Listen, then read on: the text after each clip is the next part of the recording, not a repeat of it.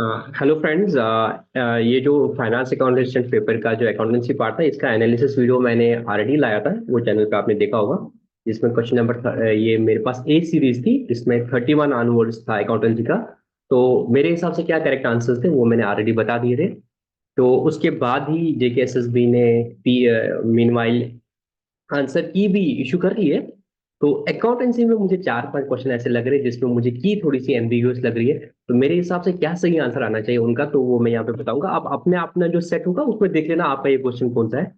तो question number 31, question number 32 जो मुझे ठीक लग रहे हैं, तो उस पर मैं ज्यादा एक्सप्लेनेशन नहीं दूंगा, उस पर मैं एक्सप्लेनेशन ऑलरेडी मैंने दे दिए। तो जहां पे मुझे गलती लग रही है एसएसबी की आंसर की में, वाइस जो मैंने आंसर की बोली थी, वो क्यों मैं ऐसा बोल रहा हूँ उसका मैं रीजन बता दूंगा। बिकॉज रिप्रेजेंटेशन का कॉल लेना वो आपका होगा। बट हाँ, कुछ क्वेश्चंस के लिए जहां पे मुझे अगर मतलब कोशिश करूंगा हर क्वेश्चन के लिए जहां मुझे लग रहा है कि ये ऑप्शन है, I will try to share with you the evidences जो आप रिप्रेजेंटेशन में डाल दोगे।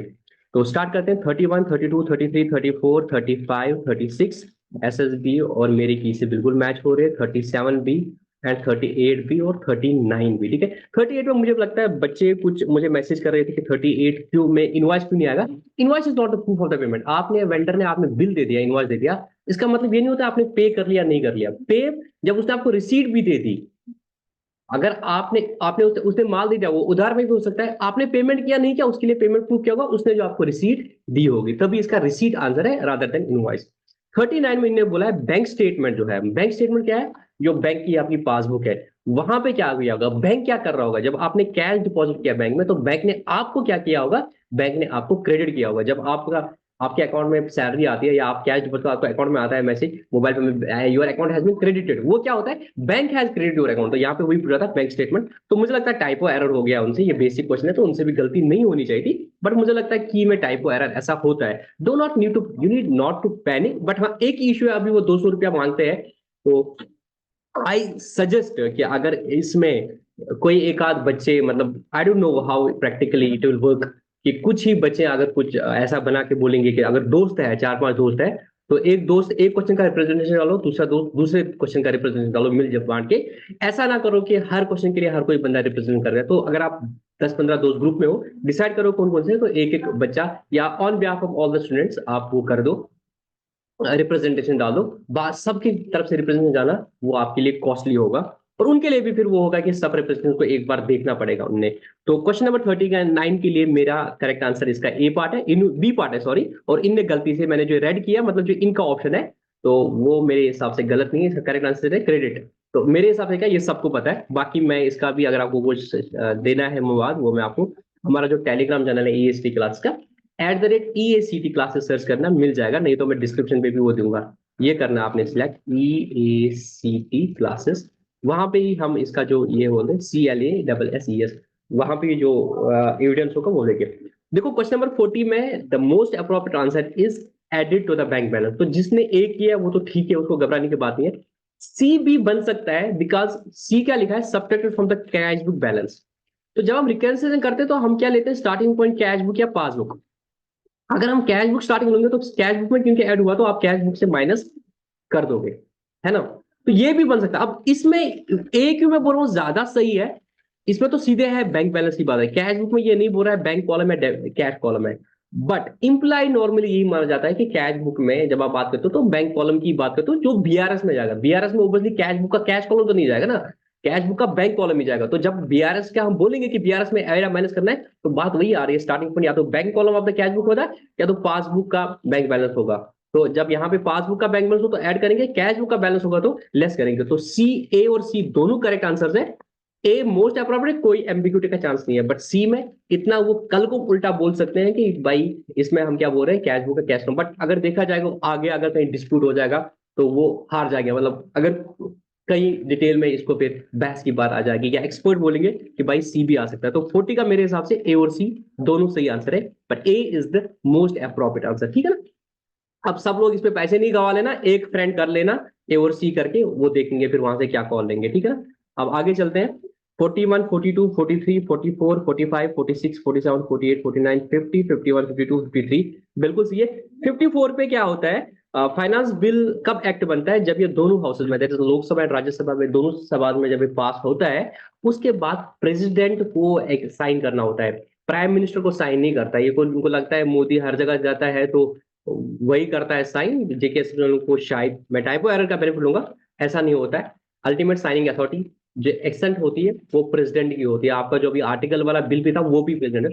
प्राइम मिनिस्टर का कोई साइनिंग वाला रोल नहीं होता है।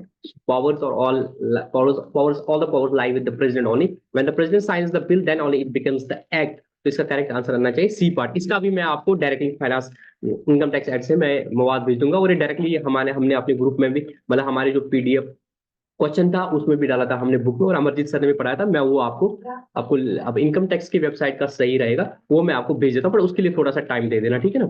55 इज ओके, इसमें किसी को डाउट नहीं होना चाहिए। ये बेसिकली क्या पूछ रहा है, रेजिडेंट एंड ऑर्डिनरी रेजिडेंट होता है उसकी ग्लोबल इनकम टैक्सेबल होती है, तो जो बाहर उसकी इनकम अक्रूर होगी, बाहर अराइज होगी, कि इंडिया में टैक्सेबल हो जाएगी। तो इसका करेक्ट आंसर है ए पार्ट। 56 is okay. 57 में इन्होंने ये क्वेश्चन इनको डिस्कार्ड करना पड़ेगा, तो इसके लिए representation question needs to be discarded. मैं आपको इसको इसको तो चलो मैं आपको अभी दिखा देता हूँ। ये मेरे पास बुक पड़ी है इनकम टैक्स का।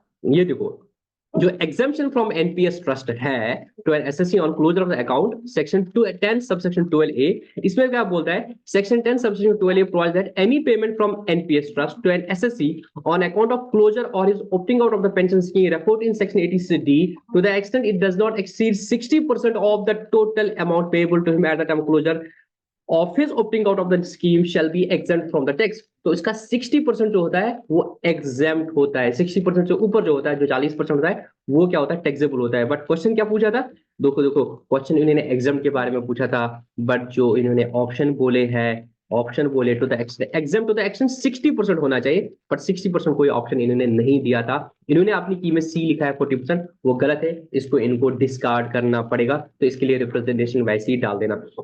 उसके बाद फिर दूसरा क्वेश्चन है, goodwill of a firm is valued as 30,000। देखो दोस्तों, जब गुडविल 30,000 वैल्यूड है, ये अगेन कॉपी पेस्ट ने किसी से कहीं जगह से डाल दिया, ये मुझे एक बच्चे ने पहले भी शेयर किया था जब वो पढ़ते थे मेरे पास।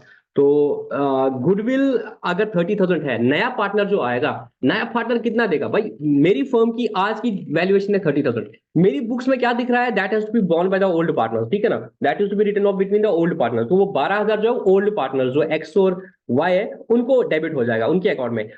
जो नया पार्टनर जेड आ रहा है, जेड को हम सिंपल बोलेंगे भाई 30,000 गुडविल है ना, तो गुडविल का मुझे इतना शेयर दे दे, तू आ रहा है ना 1/4, यू बिकम द पार्ट। ये 30,000 कल को अगर हम डिस्ट्रीब्यूट करेंगे तेरे को 7,500 मिलेगा ना, वो तो 75 आ रहे थे। क्वेश्चन क्या पूछ रहा था, जेड को कितना लाना है, जेड को लाना है 30,000 का 1/4, तो जेड को लाना है 7,500। तो इसमें जिसने सी पार्ट लिखा है वो सही है, जिसने बी पार्ट लिखा है वो गलत है। इन्होंने बी पार्ट लिखा, तो आप इसमें रिप्रेजेंटेशन डाल देना, ठीक है। Question number 60 is correct. Now remaining question number 59। ये क्वेश्चन मैं बताता हूं क्या है।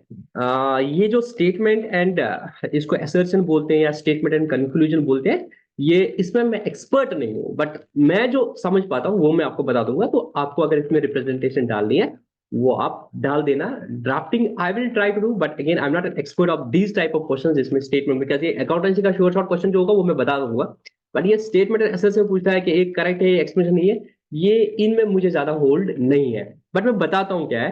पहला है इसमें असर्शन, वो बोल रहा है if the interest is payable outstanding the tax must, बिल्कुल सही statement, the statement is correct. कि अगर आप किसी बाहर किसी को इंटरेस्ट दे रहे हो, नॉन रेजिडेंट को या किसी को इंटरेस्ट दे रहे हो, तो आपने उसमें टीडीएस काटना है, बिल्कुल सही स्टेटमेंट है। फिर दूसरा बोलता है अगर आपने टैक्स डिडक्ट नहीं किया है तो the amount of paid as an interest will not be allowed as a deduction income to the business income, ये भी बिल्कुल सही है। तो फिर एक सेक्शन है सेक्शन 40 सबसेक्शन बी परहैप्स, वो ये बोलता है कि अगर आपने किसी को टीडीएस काटना था, आपने टीडीएस काटना था, तो आपने जो इंटरेस्ट पे किया होगा उस पे आपने क्या करना है, डिडक्शन नहीं मिलेगी। ऊपर भी इंटरेस्ट की बात हो रही थी, नीचे भी इंटरेस्ट की बात हो रही है, तो काइंड ऑफ किसी इंटरेस्ट की बात हो रही है। बट क्या ये बी, अब क्या करेक्ट क्वेश्चन का बोल रहा है A and B are correct, yes. तो ए भी सही है, बी भी सही है, ए भी करेक्ट है, बी भी करेक्ट है, अभी तक यहां तक ए भी करेक्ट है और बी भी करेक्ट है। बट द प्रॉब्लम इज यहां पे जब हम देख रहे हैं आगे कि ए एंड बी जब दोनों करेक्ट है, फिर क्या बोल रहा है आगे, both A and R correct, मतलब the assertion and the reasoning both are correct and R is the correct explanation of A. क्या ऐसी बात है?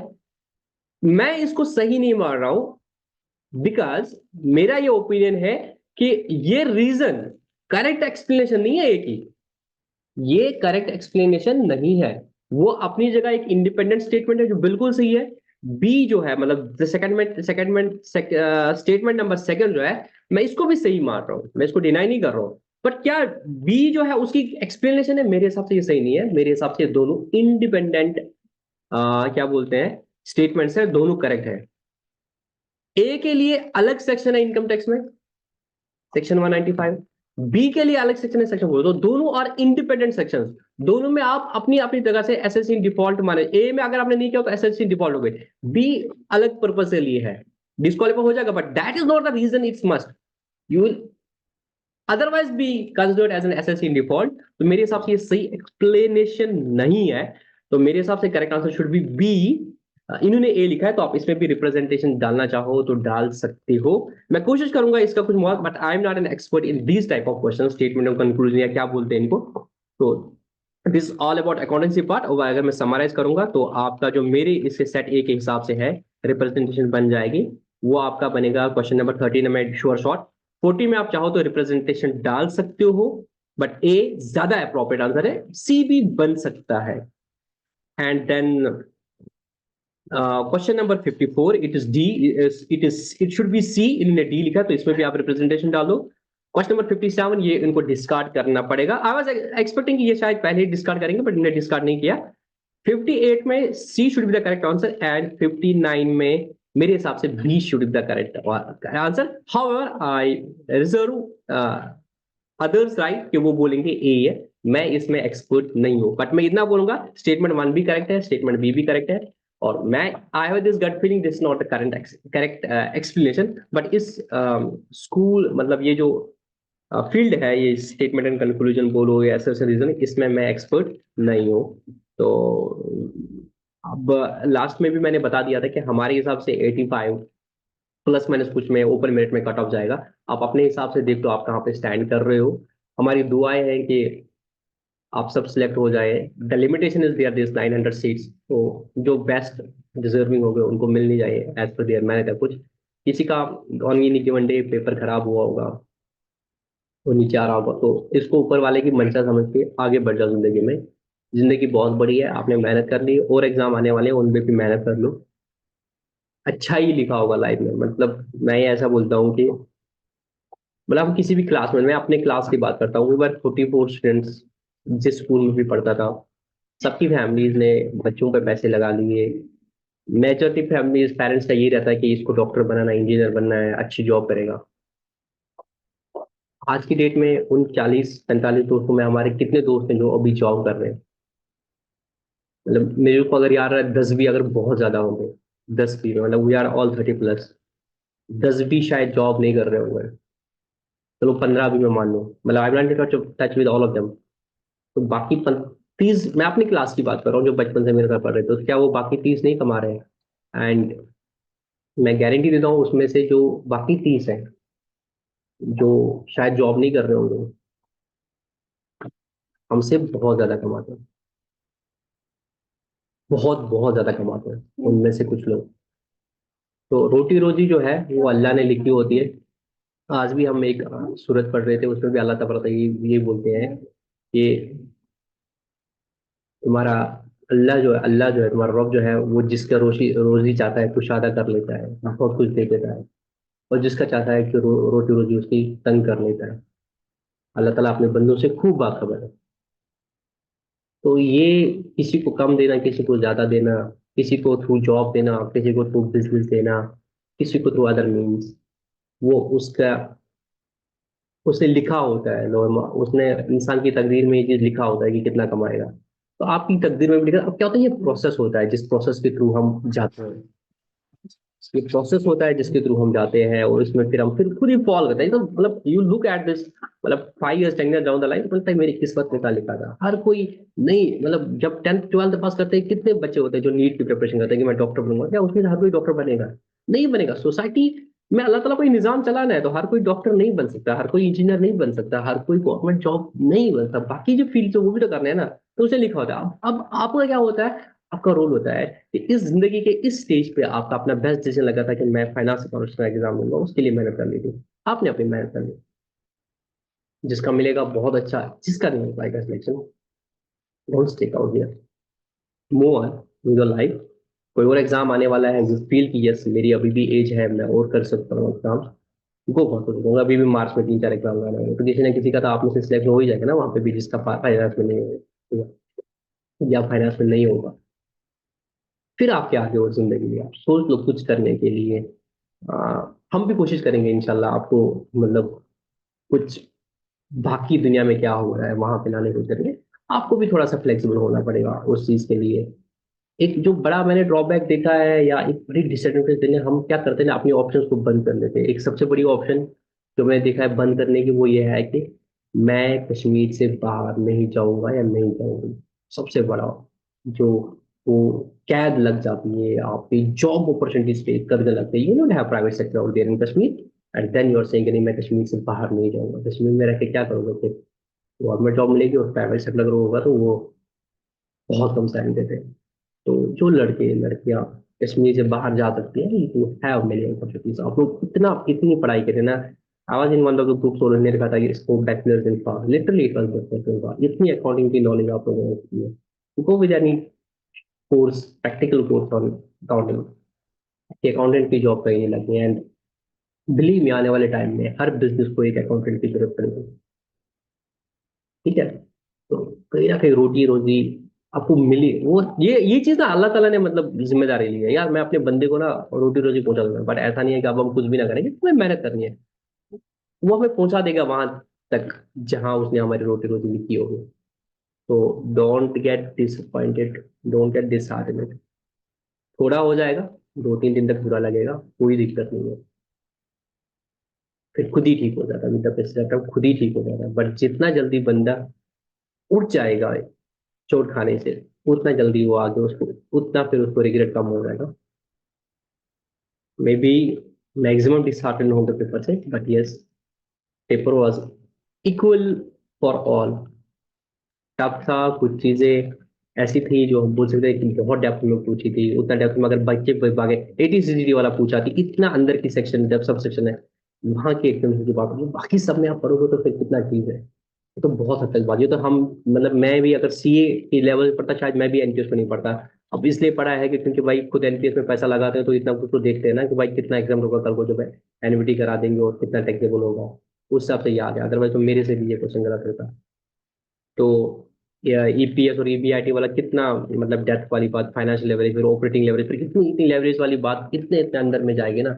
But this is how it is, it was tough for all the students.